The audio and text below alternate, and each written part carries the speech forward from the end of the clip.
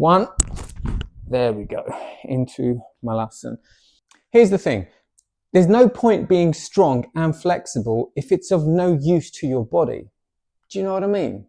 So what I try and do is I try and combine the two. I try and think to myself, well, okay, I've got a certain degree of mobility and I'm pretty strong, especially for someone of my advancing years. Remember, I'm 46. Am I 46? I'm 45.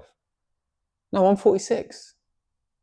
And so I do these occasional drills to ensure that my strength and flexibility is actually worthwhile. The first one I'm going to show you, I don't really know what this is called. I'm going to think of a fancy name after the video.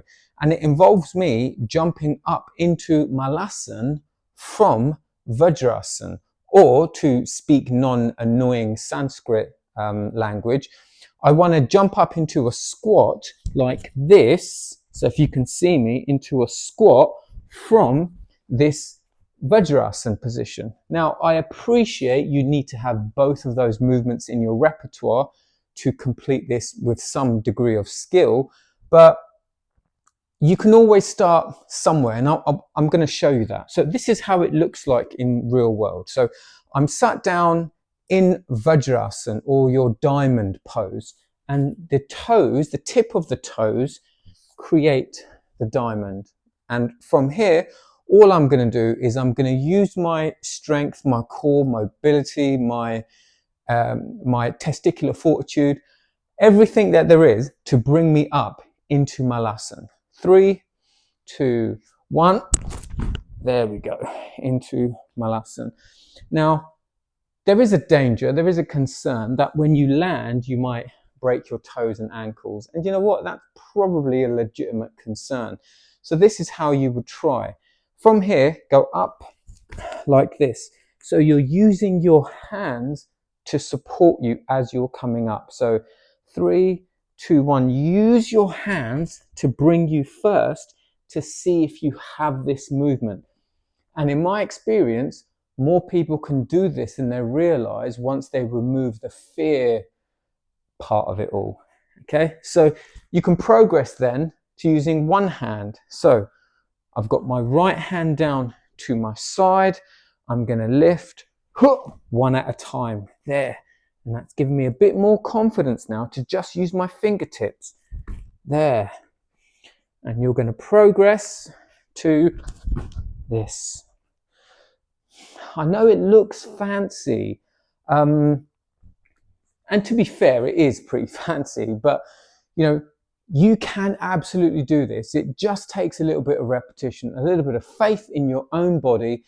And, you know, what's the worst that can happen? You're not really going to break your ankle. You might just stub a toe and scream like a little girl. But you know what? Us men, we all need to go through this because it's very, very humbling. Anyway, moving on. I think I've shown you this before. We go from that Vajrasana to Malasana. Again, I don't know what it's called, but I'll come up with a fancy name later and you'll probably read it. You'll see it on the screen right now. We're going to go from that into like a pistol squat to warrior 3. So of course you need to have both these movements in your repertoire to do this effectively and with a degree of grace. However, I'm going to show you what you can do today that will get you there. And trust me, you can do this. I've been doing this for 25 years and I'd be the worst trainer and teacher ever if I was showing you stuff that only I can do and you couldn't. I mean, no one would like me. You know, not that many people do anyway. But I wouldn't be a good teacher. The reason that I think people value my teaching is because I can take you from A to Z without skipping B, C, D, E, blah, blah, blah. So this is what I'd like you to do. I want you to start with one foot down to the floor and your right leg up in the air, and you're going to use your fingertips to help you lift up. So using your abdominals, using your core and momentum. So you see how I lift my hips? I'd like you to lift up like this. And at this point, I've got my right hand down to the floor. I'm just going to switch and you're just going to push up. Okay, I'll show you that again, a little bit quicker. It's like doing the Turkish get up. You need to check out that video, by the way. Left foot down, right leg up, and momentum, right hand, and come to standing. And you're going to build up and build up to use as little assistance from your hands as you can. Pistol squat, stand up. Here's the part that people get wrong, because again, I've been teaching this for a long time, so I can see in people's bodies what they're doing wrong. People try and lift from here, and it's very, very difficult. If you think of the distribution of your weight, it defies the laws of physics. You need to get forward and then lift up. Okay, so even I can't lift from here. Look, nowhere to go. So go forward and up. You see that? So I'll show you once again from the other side. This is quite knackering, by the way, demoing all this in the video. So look, I go forward and then I push up. Make sense? And what we do once you nail that is we come into warrior 3. So using your newfound abs that you're going to be showing your partner afterwards, left foot down, right leg up, use those abs and use your momentum to lift, lift, lift, lift. Keep your right leg off the ground and come into warrior 3.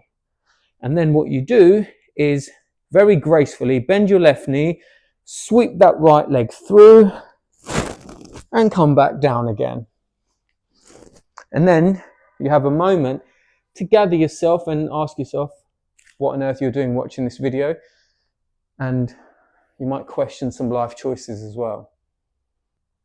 Really, what do you have to lose? I mean, you know, a sense of pride, a bit of an ego bruise, but I am so confident that if you repeat these movements regularly enough, you will nail them in no time. You are so much stronger than you think. You are so much more mobile than you realize. Let's put it together and let's make it of some use to the body. Anyway, I'm out of here. I've got more videos to film. I've got a child to pick up. I've got a studio to clean. I've got clients to train. Blah, blah, blah.